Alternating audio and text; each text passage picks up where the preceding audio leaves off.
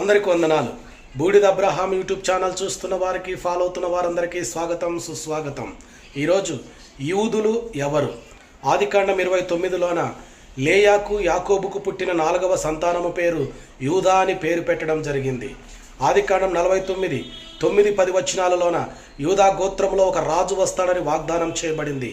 ఈ వాగ్దానము దావీదు రాజు అవడం వల్ల నెరవేర్చబడినట్లు మనము చూస్తాం. ప్రియమైనటువంటి దేవుని బిడ్డలారా, అలాగే విడిపోయినటువంటి దక్షిణ రాజ్యము పేరు యూదా రాజ్యం అని పెట్టడం జరిగింది. ఈ యూదులు బబులోనికి వెళ్ళి 70 సంవత్సరముల చెర తర్వాత తిరిగి వచ్చినటువంటి జనాంగమనంతటిని యూదా ప్రజలని పిలవడం జరిగింది.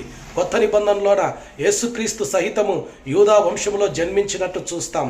అయితే ప్రియమైనటువంటి దేవుని బిడ్డలారా, ప్రస్తుత కాలములోన యూదులను జ్యూస్ రిలీజియన్ అంటే యూదా మతము అన్నటువంటి పేరుతోన పిలవడం జరుగుతూ ఉంటున్నది.